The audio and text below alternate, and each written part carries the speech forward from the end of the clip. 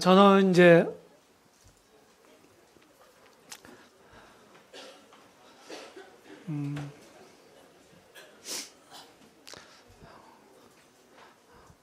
여기서 그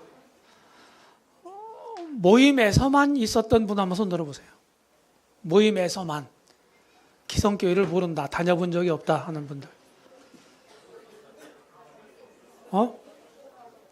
기성교회를 다녀본 적이 없다. 모임에서만 믿음 갖고 이렇게 모임 안에 있다 지금. 반도 안 되는 것 같으네. 네. 저하고 같은 족속입니다. 네. 저는 기성교회를 몰라요.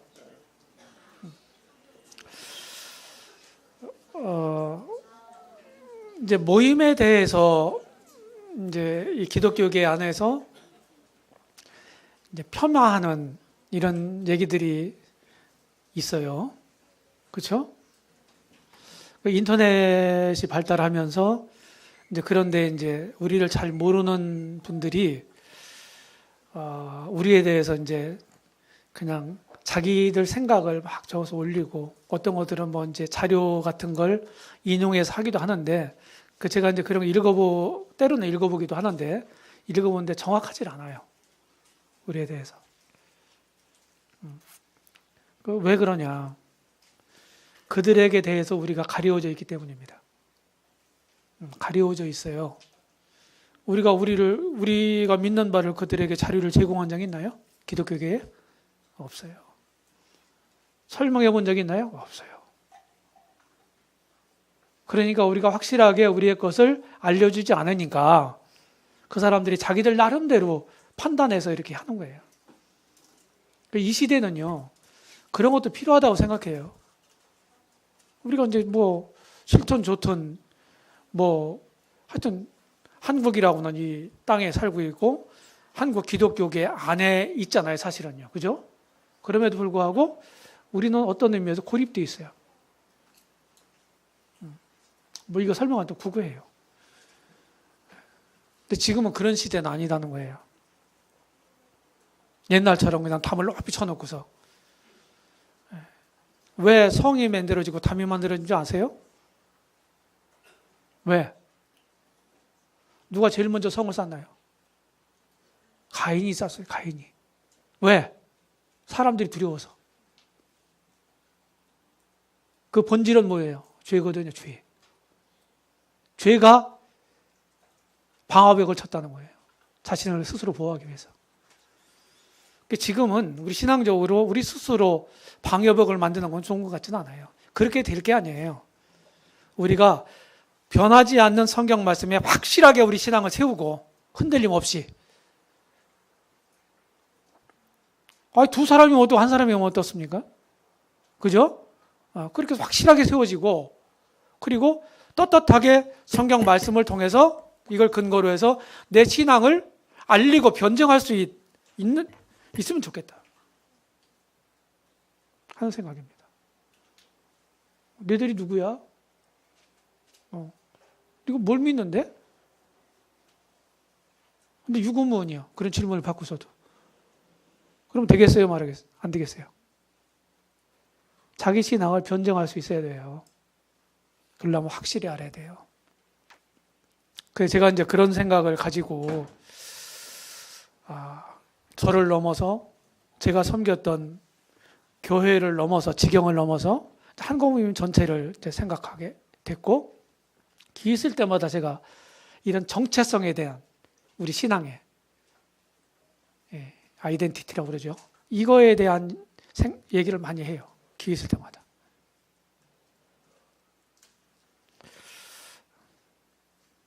제가 이 모임 안에 있기 때문에 이런 말을 한다. 어떤 사람은 그런 얘기를 할지 모르지만 제가 이제 객관적인 시각을 가지려고 노력하면서 여러 가지들을 이제 종합해 봤을 때 우리도 완벽하지 않습니다. 부족이 있고 연약이 있어요. 우리 스스로 성경적이다 이렇게 말할 수 있어요, 없어요? 그러면 안 돼요. 그걸 추구한다고 얘기해야 돼요. 그 하나의 교만이 될 수 있기 때문에. 그렇죠? 틀림없이 그런데 우리가 믿는 바가 기독교, 전 세계적인 기독교 안에서 그래도 가장 건전한 축에 들어있다는 거예요. 잘못되지 않았다는 거예요.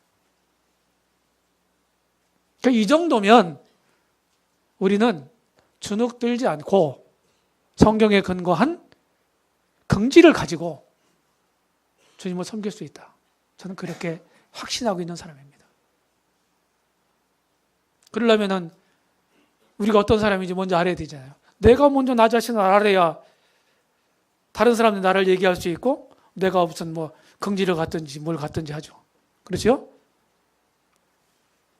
그런 거에 대한 얘기를 몇 시간 할 수도 있는 자료가 있는데 그냥 남은 시간 동안에 제가 정리한 자료를 쭉 말씀드릴게요. 해석학과 관련된 역사적으로 이제 그런 것과 관련된 얘기를 할게요.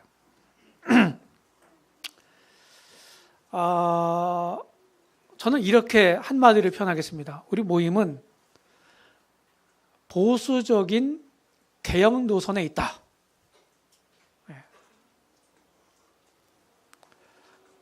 어떤 분은, 어떤 형제님은 개혁이 필요 없는 게 브레드린이다. 왜 어떤 의미로 얘기하는지 알아요? 그 말 자체를 제가 꼬투리 잡기 위해서가 아닙니다. 그럼에도 불구하고 나 자신부터 우리는 어떻게 해야 돼요? 개혁 정신이 뭔가요? 성경으로 돌아가는 거예요. 16세기 개혁운동이 성경으로 돌아왔기 때문에 개혁이 됐잖아요. 그죠? 캐톨릭의 모든 교의와 이런 그 전통과 관습으로부터 성경 자체로 돌아온 거예요. 이게 개혁 정신의 가치예요. 그러면 우리는요? 우리는 개신교 영역에 속해 있고 모임이고 그러니까 우리는 개혁이 필요 없나요? 아니요. 개혁이 필요해요. 우리가 하고 있는 것들이, 하고 있는 관습들이 성경과 일치하나요? 다? 아니요. 그러니까 어떻게 돼요?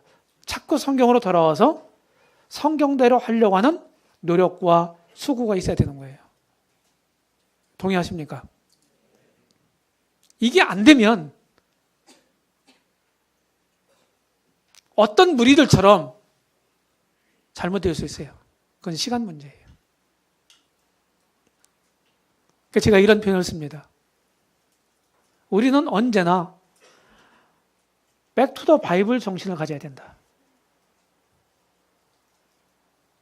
그게 개혁시대에만 있었던 유용한 그런 말인가요? 오늘날은 필요 없어요? 필요해요. 우리에게도 필요해요. 성경으로 돌아와 성경이 그러한가. 저는 이제 사도행전 17장 11절에 있는 말씀 베리아 사람들 얘기 나오잖아요. 데살로니가도 막 도망치던 나와서 바울이 베리아 인근의 작은 소읍으로 가죠. 작은 도시로.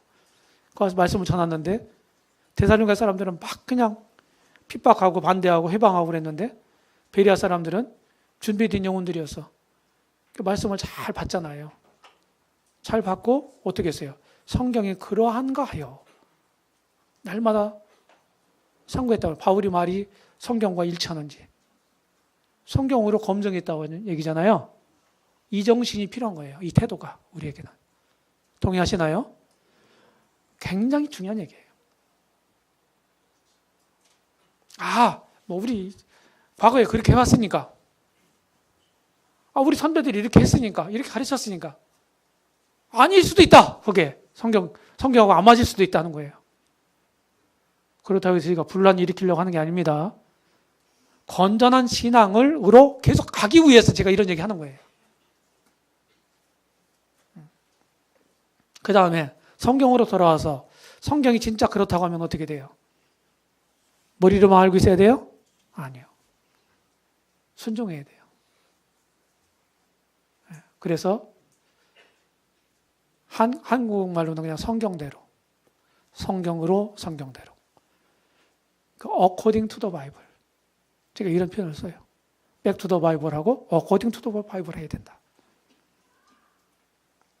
이렇게 안 되면 우리 신앙은 이런 정신을 모두가 갖고 있지 않으면 우리는 시간이 흐르면요 잘못돼요.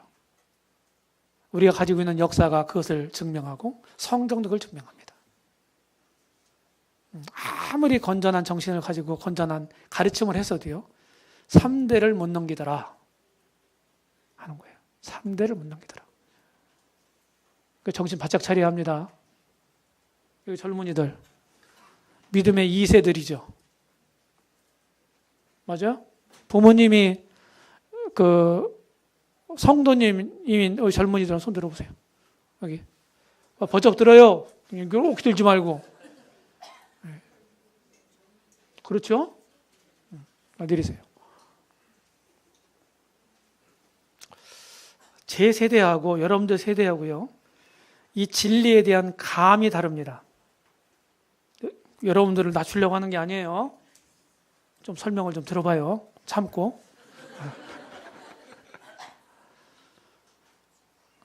우리는 기성세대들은 투쟁하듯 복음과 진리를 찾았습니다.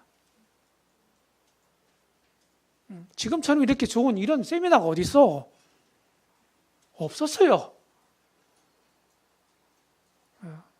거듭나긴 했는데 좋은 그런 어떤 이 성찬을 차려주는 사람이 없어. 그러니까 지가 태어나면 지가 뭐 제 먹을 거 다 먹고 태어나니까 알아서 크는 거야. 저도 알아서 컸어요. 물론 하나님 은혜입니다. 마치 밭에 감추인 보화를 찾던 사람이 보화를 찾았어. 그 희열은 말할 수 없는 거거든요. 맞아요? 그런데 길가에 떨어진 그냥 다이아몬드 덩어리를 주웠어. 근데 그게 뭐 귀한 건지 뭔지 몰라. 그전에 한참 막 식민지 그 시대 때 아프리카에서 애들이 공깃돌로 노는 곳에 가만히 저 서양 사람들이 가서 보니까 다이아몬드거든. 천연 다이아몬드. 이 귀한 걸. 야, 그거 이 과자 이거 이 사탕 줄 테니까 그거 바꾸자. 그거 바꾸다는 거 아니에요? 왜 그래요? 가치를 몰라서. 복음의 가치, 진리의 가치. 여러분들의 선배들이 가르쳐주는 이런 거에 대한 가치 인식이 훨씬 덜할 수밖에 없다는 거예요. 2세들은. 동의합니까? 응? 동의하기 싫어요? 그럼 그만두고. 그렇다는 거예요. 상대적으로. 여러분들이 뭐 폄하하려고 하는 건 아니에요. 그래서 우리는 소중하단 말이에요. 그런데 다음 세대를 제가 이제 생각하면 뭐 주님 은혜로 이제 있어야 되지만 좀 조금 걱정이 돼요. 네? 솔직한 얘기입니다. 제가 이제 하고 있는 일들, 사역들이 전부 그런데 코드가 맞춰져 있어요.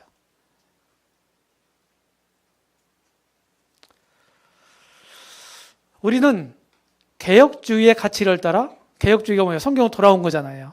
교회의 관습과 전통에서, 그죠? 교회에 들어온 거예요. 보수적 복음주의를 지향한다.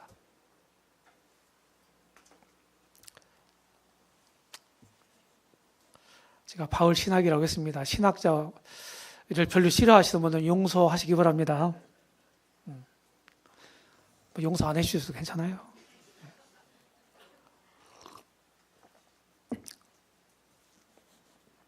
바울은 이방인의 사도였고 교회의 교사였고 아주 성경이 명시적으로 나와요. 이런 말들이. 이 소명받은 바울이 그의 13권 서신에서 가르친 내용이 모든 교회의 믿음의 초석이 됐다 하는 거예요. 그래서 제가 이렇게 이제 일단 그려봤습니다. 이렇게 열거를 해봤는데 이건 제 주관적인 생각일 수 있어요. 자, 하나님이 바울에게 계시해 주셨고 또 사도시대를 지나서 속사도시대, 아까 얘기했죠. 교부시대. 그때 이레니우스라는 분이 있어요.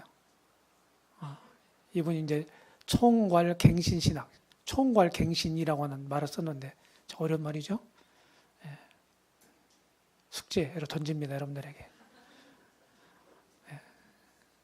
성경 전체를 딱 맥을 통해서 보고 우리와 굉장히 복음적이면서도 굉장히 유사한 이런 그 분별을 가지고 있어서 성경을 보는 관점이. 19세기 형제들. 형제운동의 주역들이죠.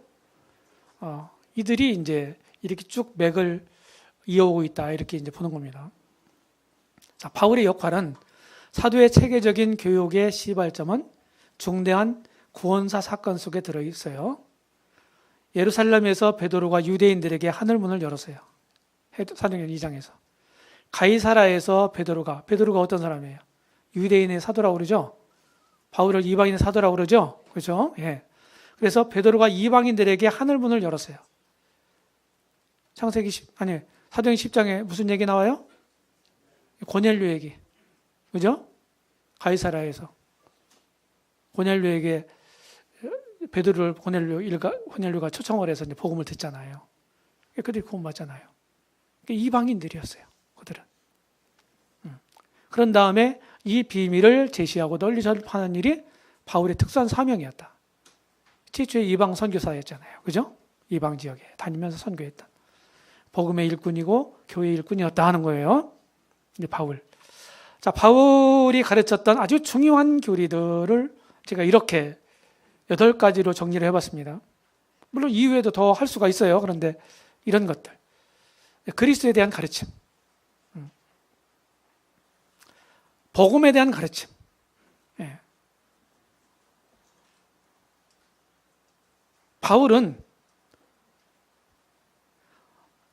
그리스도의 죽으심만 얘기한 게 아닙니다. 뭐 또 얘기했어요?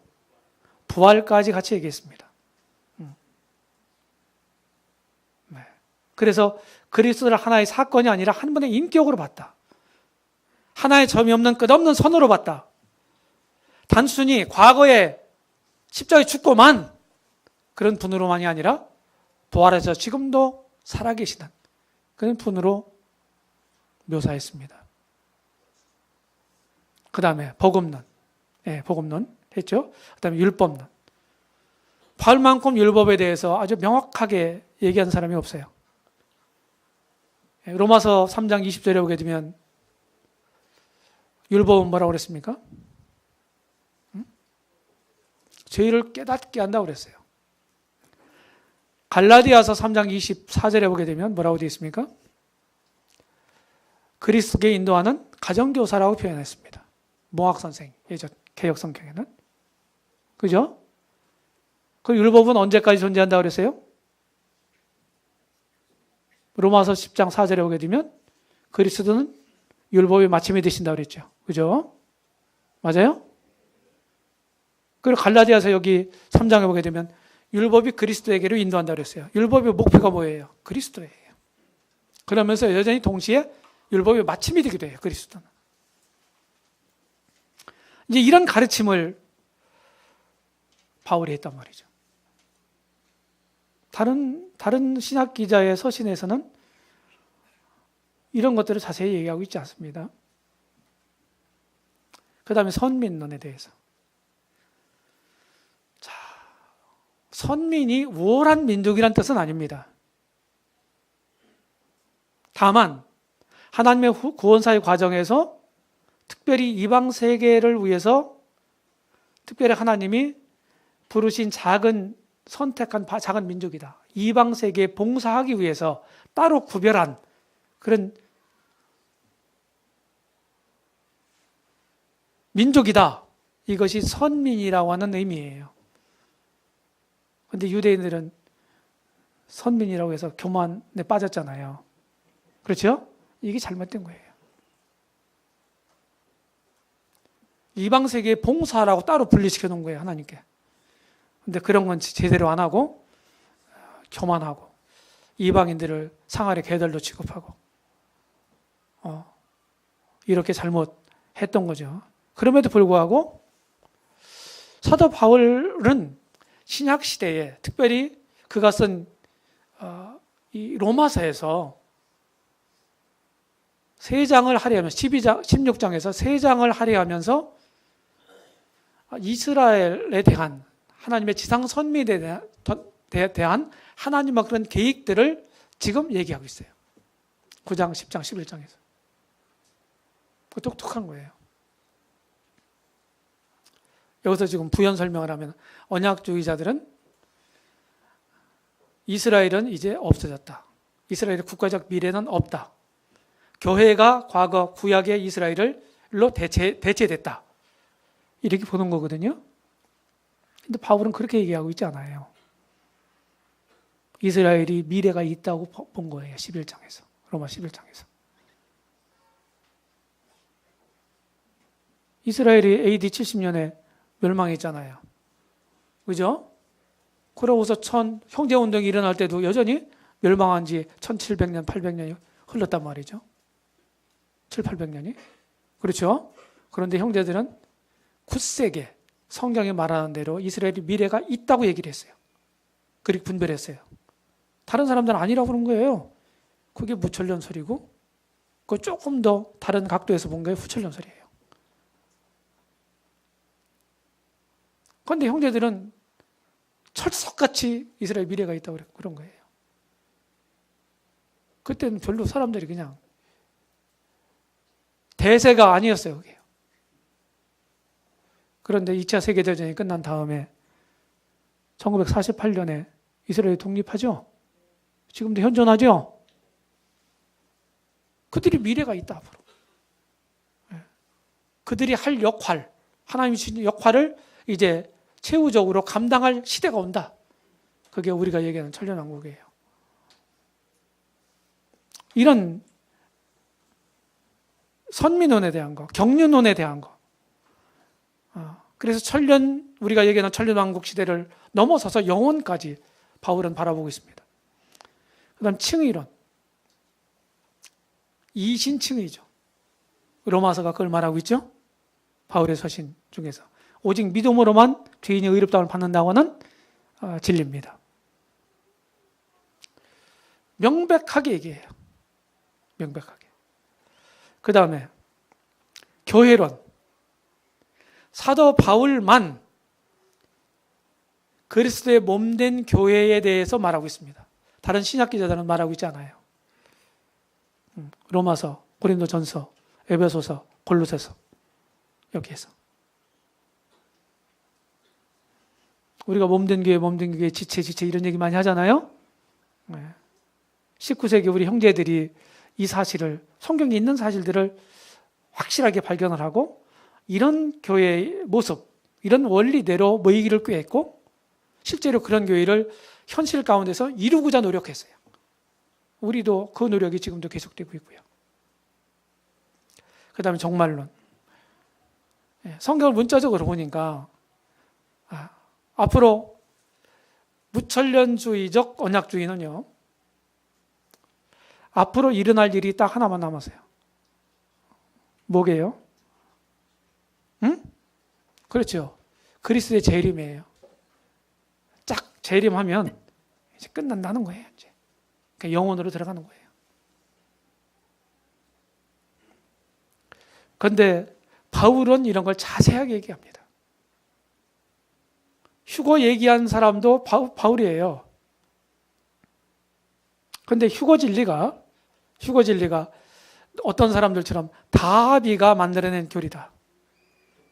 이렇게 얘기를 합니다. 성경에 있는 겁니다.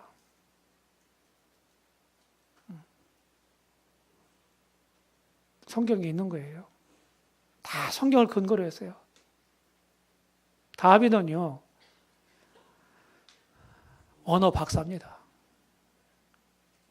특별히 고전어에 히브리어, 헬라어, 라틴어 능통했고 자국어인 영어뿐만 아니라 독일어, 프랑스어, 이태리어까지 전부 구사할 줄 아는 사람이었어요. 그런 사람 없어요. 다윗은 원문 성경으로 성경을 읽었다는 거예요. 원문 성경으로. 대단하지 않아요?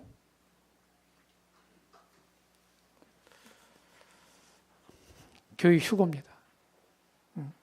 그리스도의 심판대, 성도 변화, 영화된 몸으로 주님과 이 땅에 온다고 하는 거, 이런 것들이 바울 서신에 아주 명시적으로 되어 있어요.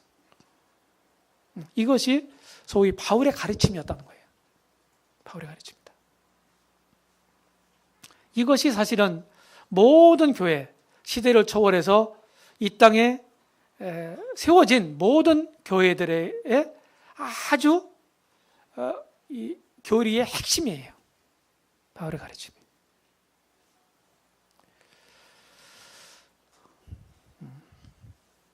그냥 지날게요.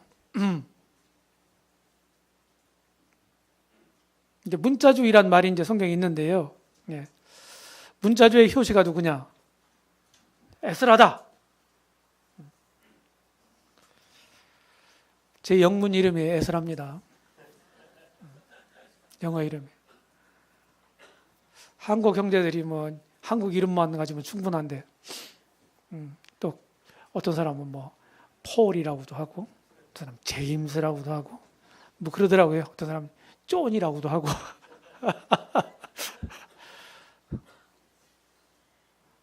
에스라라고 하는 분 3명이 있는 걸로 제가 알고 있습니다.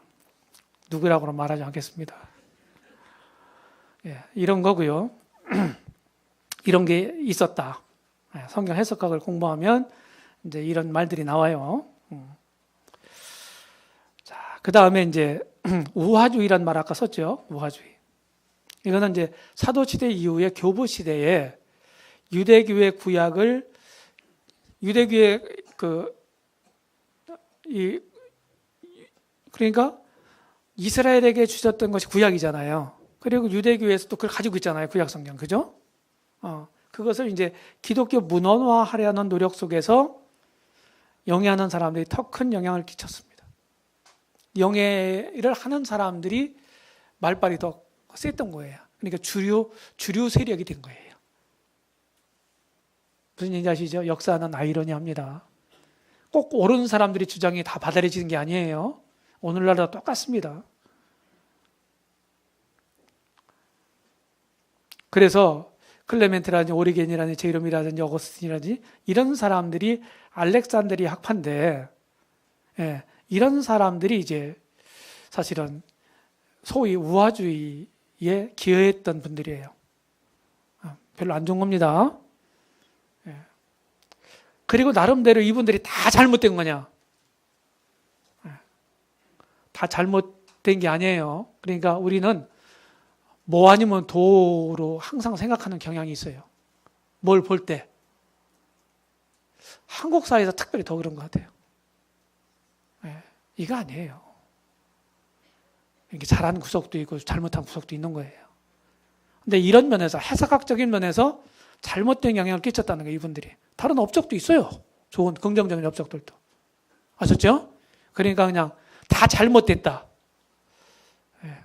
요새 말로 적폐천산이다. 우리는 역사를 공부할 때 이런 말을 쓰면 안 돼요.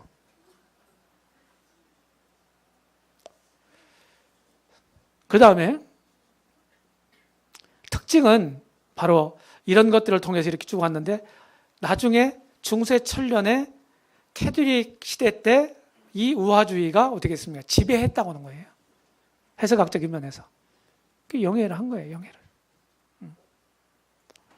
영해는요, 이게 영해란 말이거든요. 그러니까 해석 체계로서의 영해를 가리키는 겁니다.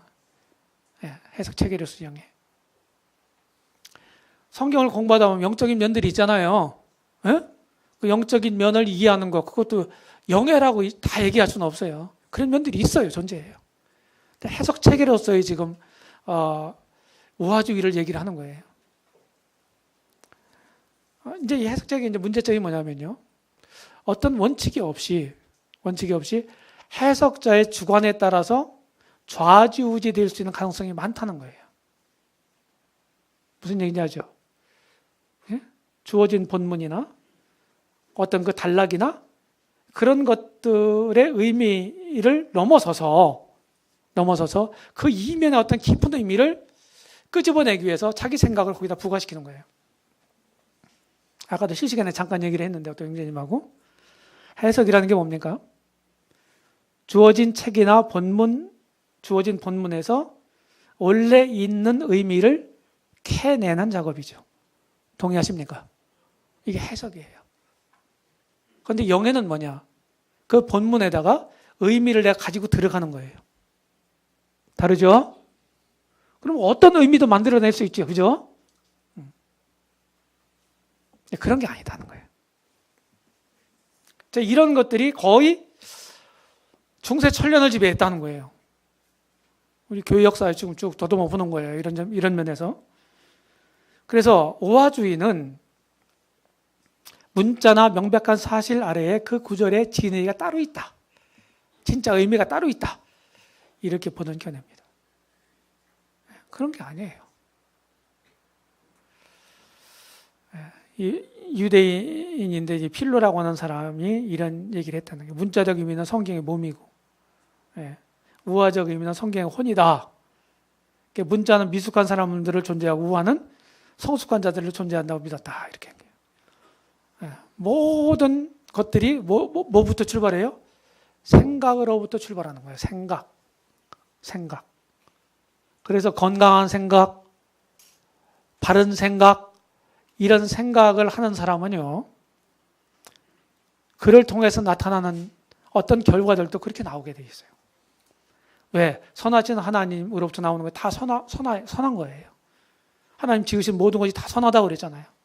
하나님은 악의 창조자가 아니란 말이죠. 그래서 우화적 해석의 단점은 하나님 말씀의 본래 의미를 어둡게 하고, 그리고 성경이 해석자에 의해서 좌지우지되고, 이런 사람들이 있다. 어거스틴 그러면은 뭡니까? 참회록으로 유명하죠. 그죠? 하여튼 어거스틴 어머니하고 웨슬리 어머니하고 어머니로서 아마 디모데 어머니 다음으로 아마 많이 존경을 받는 어머니가 아닌가 이런 생각을 갖는데, 어거스틴이 구원받기 전에는, 주님 알기 전에는 뭐예요? 엉망이었다는 거예요. 심한 말로 뭐예요? 뭐라고 그래요? 그거 보고. 여기서 전라도에서는 뭐라고 그러나요? 망나니. 앞에다 뭐 붙이는 게 빠진 것 같은데.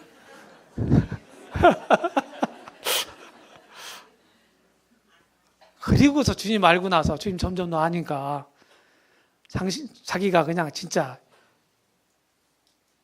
독 같거든요. 독. 웡. 그러니까 참회록을 쓴 거예요. 거기서 나온 거예요. 그리고 또 어거스틴의 유명한 작품이 뭐냐면은 하나님의 도성이라는 거예요. 도성이란 책이에요. 여기에 이제 하나님 도성을 묘사하는데요. 이게 이제 우화적 해석에 의해서 이렇게 묘사한 거예요. 이것이 그 이후에 이제 캐톨릭 시대에 막 이렇게 본격적으로 진입하잖아요. 어거스틴 그 후에. 그러면서 그런 것들이 다 그냥 아주 모델이 돼버린 거예요.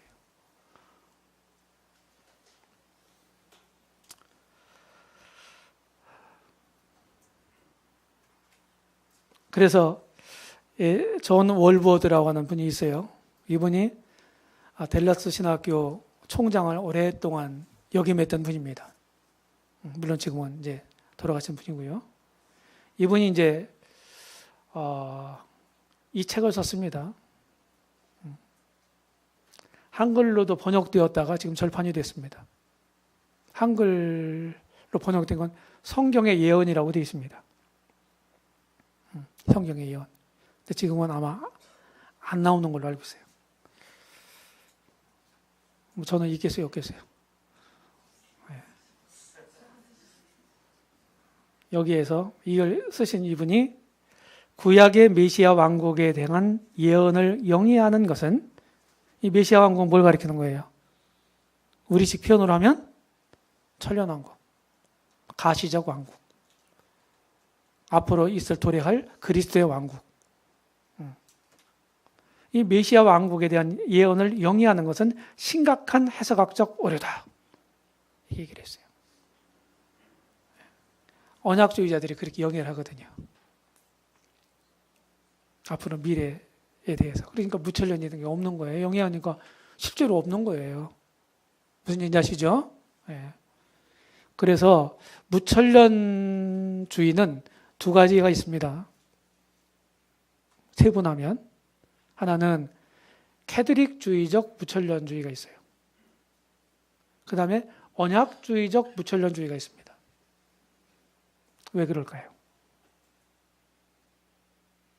왜? 해석 체계가 언약주의하고 캐톨릭 우화주의하고 다른데 왜 그 부분에 대해서는 결과가 똑같이 나올까요?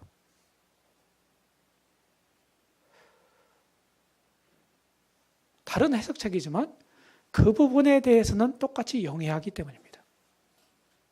그러니까 결과가 똑같이 나오는 거예요.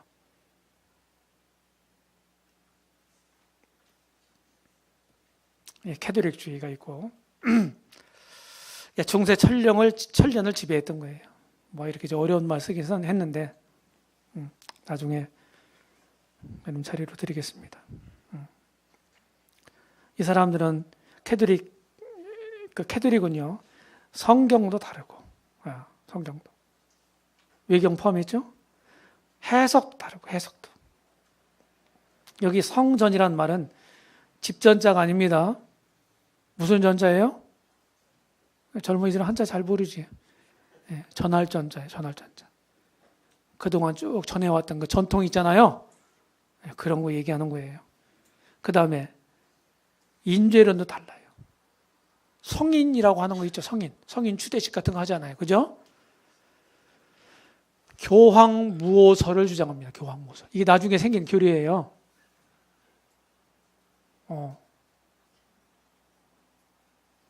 교황무호설. 교황은 어떤 짓을 해도 잘못이 없다는 거, 잘못이 안 된다는 거예요.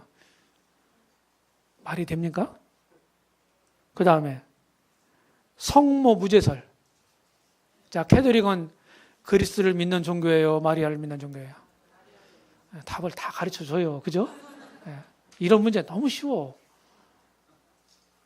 결국 마리아를 믿는 종교야. 누구에게 기도해?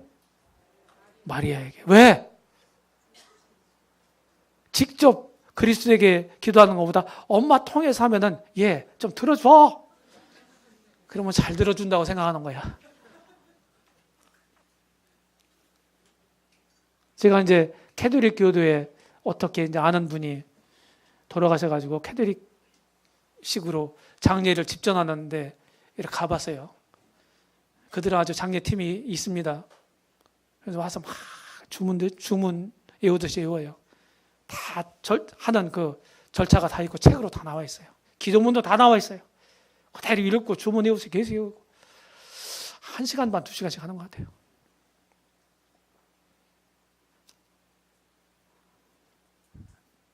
그게 뭡니까? 그것도 하나의 성사 중에 하나입니다. 성스러운 예식이다 이거예요. 쉽게 얘기해서. 그 다음에 구원론, 종말론, 연옥설도 만들고 그랬죠 중간에. 연옥설 만드니까 뭐 면죄부 같은 거 면벌부라고도 한다고 그랬죠. 이런 거 말이 되죠. 그렇죠? 자신뿐만 아니라 죽은 조상들까지도 이렇게 해서 돈 많이 주고 사서 거기다 죄를 적으면 연옥에 갔던 조상님들이 어디로 가요? 천국으로 가는 거예요. 얼마나 좋아요. 이런 게 캐톨릭주의예요. 그 다음 여기에 반대해서 이제 나온 사람들이 누굽니까? 개혁주의자들입니다. 16세기 1517년부터 시작됐죠? 자, 작년, 재작년.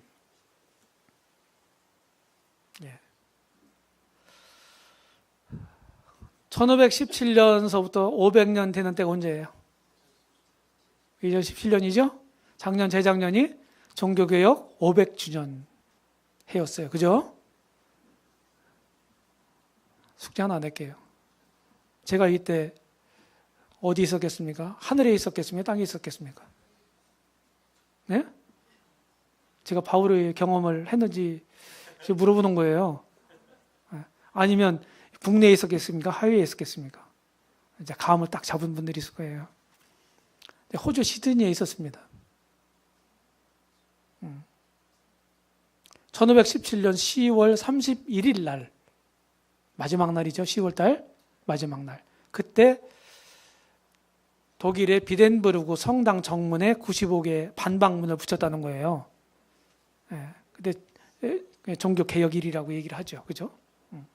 그날 시드니에 있었다니까요. 그러면서 행사를 대대적으로 하더라고요. 거기도요.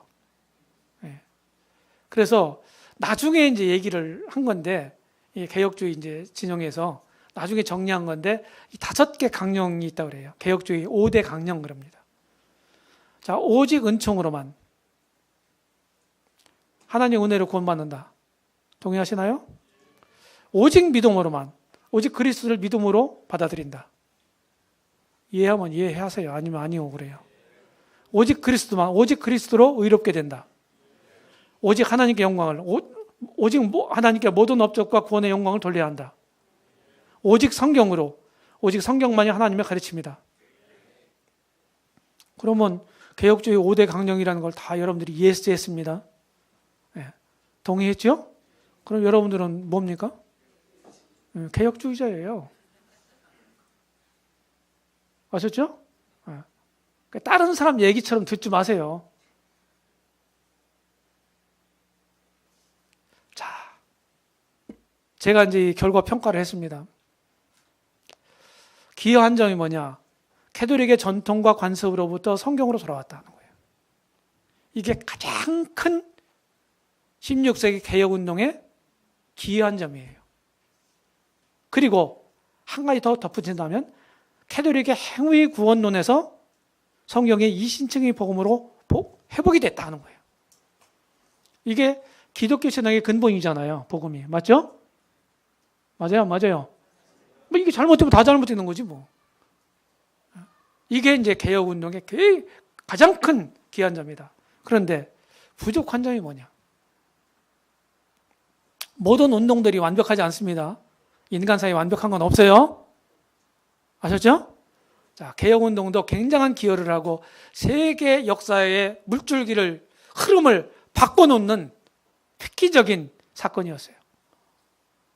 그럼에도 불구하고 이들에게는 제한이 있었다는 거예요. 첫 번째. 캐톨릭은 정교연합이었죠. 그죠? 그런데 정교 분리로 개혁을 하지 못했다. 루터도 독일의 성주들의 비호를 받았습니다. 캐톨릭 계속 루터를 죽이려고 그러잖아요. 그게 도망 다녀요. 그런데 거기 권력자들, 성주들, 친구 성주도 있었고, 그들의 보호를 받았다고요. 그러니까 정치 세력자들로부터 어떻게 해요? 독립되지 않았다는 얘기예요. 루터도. 칼빈 같은 사람은 원래 프랑스 사람인데, 칼뱅이라고도 하죠. 프랑스식 발음으로 칼뱅. 영어식은 이제 칼빈이라고 그러고. 그런데 이 사람도 원래 프랑스 사람인데 청운의 푸른 꿈을 안고 어디로 가요? 스위스 제네바로 갑니다. 그래서 거기서 진짜 이상적인 국가를 세우기를 도모했어요. 결국은 거기서 공권력을 거머쥐고 거기서 이제 개혁운동의 중심 주도 세력이 됐거든요. 칼빈이. 그런데 그 공권력을 어떻게 했습니까? 자기 의견과 다른 사람들을, 특별히 재침례교도 이런 사람들, 그런 사람들 많이 박해를 했습니다. 아이러니하죠? 그 다음에 피라미드식 성직자, 이 교황제도 말고 이게 얼마나 피라미드식 성직자 제도입니까? 성경 이거 말하고 있지 않죠? 근데 이걸 탈피하지 못했어요, 개신교도. 지금도 그 잔재들이 남아있고. 지금 뭐 섬기는 리더십, 무슨 얘기, 우리들이 하는 말들을 기독교계에도 많이 쓰는데, 그거 완전히 탈피하지 않았어요. 성직자 제도 자체가 그런 거예요. 답습했다. 그러고 교회론과 종말론에 대한 빛을 받지 못했다라고 하는 표현보다는 희미하게 받았다. 그런데 이때 당시에는 구원론이 왜 면죄부 사건으로 인해서 거기에 대한 이제 잘못된 것을 쭉 얘기를 하는 그런 것으로부터 이 촉발이 된 운동이기 때문에 그때 당시에 16세기 그때 당시에 가장 쟁점이 된 이슈가 뭐예요? 포인트가 뭐예요? 구원론이거든요. 그렇죠? 예. 거기에 대한 방점이 찍혔단 말이죠. 그게 상대적으로 교이론이나 종말론에 대해서는 조금 덜 중요하게 취급을 받았다는 거예요. 그러니까 이런 면에서 성경으로 돌아오긴 했지만 완벽한 회복은 아니다. 이렇게 이제 보는 거예요. 이해되시죠? 무슨 얘기인지? 개혁자들의 성경 해석 원칙들이 이런 겁니다. 루터나 이제 칼빈이나. 자, 근본적인 성경 중심적인 개신교가 신앙으로 바뀌게 된 근본적인 원인이 뭐냐? 성경 해석에 있었다. 뭘로? 문자적 해석을 했기 때문이다. 이렇게 포괄 큰 틀에서 여기까지 하겠습니다. 다음 시간에 언약주의.